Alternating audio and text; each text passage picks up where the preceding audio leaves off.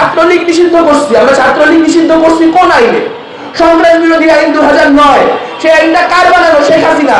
এবং যখন শেখ হাসিনা সেই আইন বানাইছিল তখন অপোজিশন পার্টিগুলো পার্লামেন্ট থেকে ওয়াক আউট করে চলে গেছিল, কারণ এই আইনটা অসাংবিধানিক, এই আইনটা একেবারে মধ্যযুগীয়। আজকে আপনি সেই আইনকে ছাত্রলীগের নিষিদ্ধ করে রাখছেন। এর মধ্যে দিয়ে কি হয়েছে দেখেন, আপনি মেথোডোলজিক্যালি আওয়ামী লীগের যে মেথড, সেই মেথড থেকে বাইরে হতে পারেন নাই। যখন জুলাই অভ্যুত্থান চলছিল তখন আমাদের আইনজীবী সহযোদ্ধারা কোর্টে গিয়ে রিট করেছেন যে নিরস্ত্র প্রোটেস্টারের উপর লাইভ রাউন্ড বুলেট ছোড়া যাবে কিনা।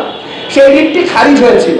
আপনারা কেউ বলতে পারেন গত 10-11 মাসে সেই রকম কোনো আইন করার কোনো আলোচনা হয়েছে কিনা, যে পুলিশ কতখানি আননেসেসারি ভায়োলেন্স ব্যবহার করতে পারবে, তার ভায়োলেন্সের বিরুদ্ধে ব্যবহার করা তার রেসপন্স প্রপোর্শনেট বা আনুপাতিক হবে, এটা নিশ্চিত করার জন্য কি করা হবে, তার কোনো আলোচনা পুলিশ সংস্কারে এসেছে কিনা?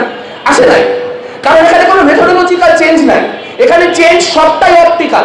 যে তার গায়ের ব্যাজের উপর একটা নৌকা ছিল, এই নৌকা সরাই দাও তাহলে আসে স্বৈরাচারী থাকবে না। কি অসাধারণ বুদ্ধি! মানে আমাদের ইন্টারিম গভর্নমেন্ট এখন বাংলাদেশের মানুষের সাথে প্র্যাকটিক্যাল যোগ করতেছে। কালকে দেখলাম প্রধান উপদেষ্টার ফেসবুক থেকে, আমি ফার্স্টে অবাক হয়ে গেছি, আমি 2 বার চেক করে রিফ্রেশ করে করে দেখছি যেটা কোনো ট্রল আইডি কিনা, যে 18 তারিখ যেই ইন্টারনেট ব্ল্যাক আউট হয়েছিল, সেই ইন্টারনেট ব্ল্যাক আউটের স্মরণে নাকি 1 মিনিট প্রতীকী ব্ল্যাক আউট হবে। এটা দেখে দেখলাম যে ফেসবুকে অন্যান্য মানুষজন বলছে যে তাও ভালো, আপনারা 1 মিনিট প্রতীকী গুলি ছুটতে চান না, তাতেই আমরা খুশি। এখন এই প্র্যাকটিক্যাল যোগ কার সাথে করা হয়েছে? এই প্র্যাকটিক্যাল যোগ নেওয়ার মতো অবস্থা কি বাংলাদেশের মানুষের এই মুহূর্তে আছে? আমরা 10 মাস আগে প্ল্যান করছিলাম, ভাবছিলাম একটা নতুন দেশ হবে, সেই দেশে পুলিশ প্রোটেস্টারদের উপরে এইভাবে আক্রমণ করতে পারবে না, এরকম ভাবে মানুষকে আক্রমণ করতে পারবে না, আক্রান্ত করতে পারবে না। অথচ আমরা কি দেখলাম? আমরা দেখলাম পুলিশ ঠিক আগের মতোই আছে। গতকালকে পটিয়ার ঘটনায় যারা প্রতিবাদ করলেন তাদেরকে অনেক আগে বলছিলাম, যখন ইন্টারকন্টিনেন্টালের সামনে আমাদেরকে বাইরে আমাদের নামে মামলা দিল তখন বলছিলাম ভাই সাবধান হন।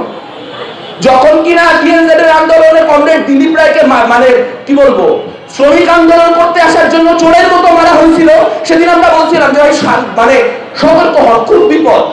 আপনারা বুঝতেছেন না, পুলিশ আগের জায়গাতেই আছে এবং পুলিশের শিক্ষার্থীদের উপর শ্রেণীগত ক্ষোভ তৈরি হয়েছে। যেদিন দিলীপ রায়কে ধরে নিয়ে যেয়ে মারা হয়েছে, সেদিন দিলীপ রায়কে জিজ্ঞেস করা হয়েছে 5ই আগস্ট কয়টা পুলিশ মারছি। এই পুলিশ কিন্তু তখন আপনি ভাবছেন বামপন্থীদের মারতেছে, মারুলে সমস্যা নেই, ভারতের দালাল মার কিছু একটা বলে চালাই দিব, কিন্তু এই জিনিস কখনোই এখানে থাকে না।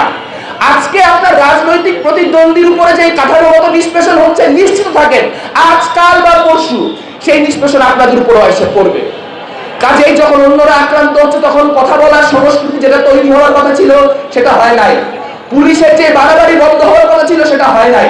আমরা ছাত্রলীগ নিষিদ্ধ করছি, আমরা ছাত্রলীগ নিষিদ্ধ করছি কোন আইনে? সন্ত্রাস বিরোধী আইন 2009। সেই আইনটা কার বানানো? শেখ হাসিনা। এবং যখন শেখ হাসিনা সেই আইন বানাইছিল তখন অপোজিশন পার্টিগুলো পার্লামেন্ট থেকে ওয়াক আউট করে চলে গেছিল, কারণ এই আইনটা অসাংবিধানিক, এই আইনটা একেবারে মধ্যযুগীয়। আজকে আপনি সেই আইনকে ছাত্রলীগের নিষিদ্ধ করে রাখছেন। এর মধ্যে দিয়ে কি হয়েছে দেখেন, আপনি মেথোডোলজিক্যালি আওয়ামী লীগের যে মেথড, সেই মেথড থেকে বাইরে হতে পারেন নাই। আওয়ামী লীগ এখন এসে বলবে যে হ্যাঁ এই মেথডগুলো যদি পরের জন্য অ্যাপ্লাই করছে তাহলে আমার দোষটা কি হয়েছিল? আপনি যদি আমার মেথড অ্যাপ্লাই করে আমাকে শাস্তি দেন তাহলে তো প্রমাণিত হয় যে আমার মেথডগুলো ভ্যালিড। আওয়ামী লীগের আমলে সবথেকে বড় একটা অস্ত্র তাদের ছিল অজ্ঞাতনামা মামলা। যে কোনো একটা মামলা 10 জনের বিরুদ্ধে মামলা, 150 জন গায়েবী। এই 150 জনের গায়েবী মামলা একটার পর একটা হচ্ছে এবং সেখানে রাষ্ট্রের কোনো কনসার্ন নাই। 200 জনের মামলা, একটা মানুষকে মাত্র 200 জনের বিরুদ্ধে হত্যা চেষ্টা মামলা, মানে একটা মানুষকে কয়জন মিলে পারে? দেখা গেল র্যান্ডম 200 জন এবং 200তম আসামি হচ্ছে বাকি ঘরের প্রকাশক। মানে এইটা কি একটা ফাইজলামি? মানে এটা গত 11 মাসে কি করছেন আপনারা? এবং যখনই এই ধরনের কথাবার্তা বলা হয় তখনই তারা কি করেন? তারা বলেন যে হ্যাঁ একদম একই মেথোডোলজি, ও আপনারা এগুলো বলছেন আপনারা জুলাইয়ের বিরোধী। ঠিক যেমন কোনো কথা বললেই বলা হতো 71-এর বিরোধী, ঠিক একইভাবে বলা হয় জুলাইয়ের বিরোধী।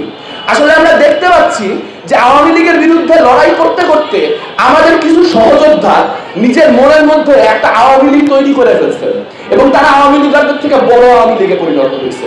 এর থেকে ট্র্যাজেডি, এর থেকে লজ্জা, এর থেকে ঘৃণা আর কোনো কথা হইতে পারে না।